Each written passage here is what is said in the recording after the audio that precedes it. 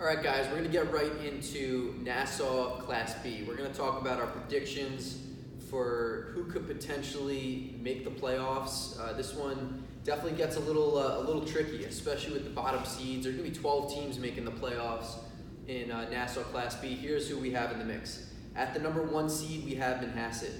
Now, the winner of the number 8 versus 9 is actually going to be facing Manhasset on May 21st. We have Cary at the 8 with Roslyn at the 9. Our 4 seed is going to be Hewlett playing the 5 versus the 12. The winner of that game. At the 5, we have Calhoun. At the 12, it could be an array of different teams. We have a couple in the mix, including Jericho and Roosevelt and a few others.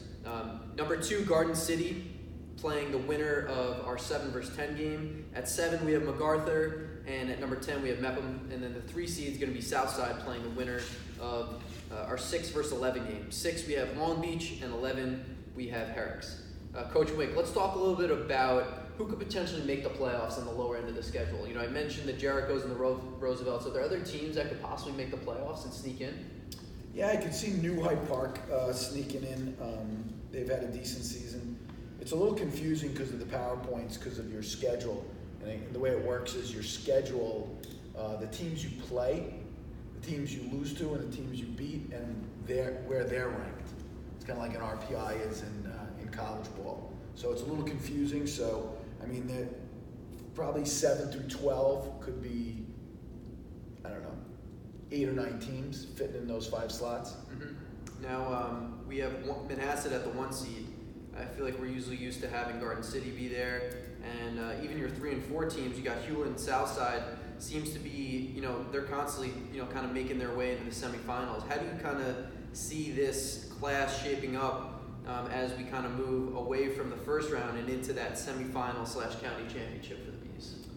Well, I think that last year Manhasset was the 1 seed as well. They had beaten Garden City in the regular season at Manhasset in the Woodstick Classic. And then Garden City took it to them in the finals, and they jumped up in a 7-1 lead, ended up pulling it off at 7-6. The teams that are making noise this year is definitely Hewlett and Southside. Southside on the defensive side of the ball, that's where they scare you. I mean, they arguably have one of the best polls on Long Island. The kid, Nick Lacalzi, who's going to the Naval Academy, is as legit as they come. And then Hewlett, offensively, they have one of the best kids in the county, the kid going to Princeton, Alex Fodaro. So those 2 teams could scare you.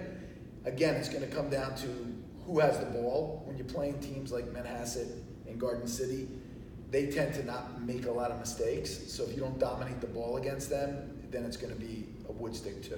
So if we do, let's play this out a little bit. We got a Woodstick 2, Manhasset facing Garden City for not only a second time this season, but for the 2nd year in a row in the county championship. Who do you kind of have having the edge in that game? It's funny. Both teams are so well coached and have such good staffs that it really comes down to game planning. I thought last year Coach Fennell got the better of Coach Cromwell. Coach Cromwell's an excellent coach. I'm sure he's going to spend a lot of sleepless nights trying to figure out how to win the counties. I think that the winner of that game is going to win the Long Island Championship. I think the Bees in Nassau right now are stronger than the Bees in Suffolk. Awesome. So you heard it right there. I think Nassau County definitely has the favor when it comes to who's going to get off the island and potentially win a state championship. So we'll see, Wednesday, once all these regular season games play out, who actually makes the playoffs, who is what seed. And, make sure to stay tuned and follow FLG Lax on Instagram to see, which teams are stepping it up come playoff time. May Madness continues.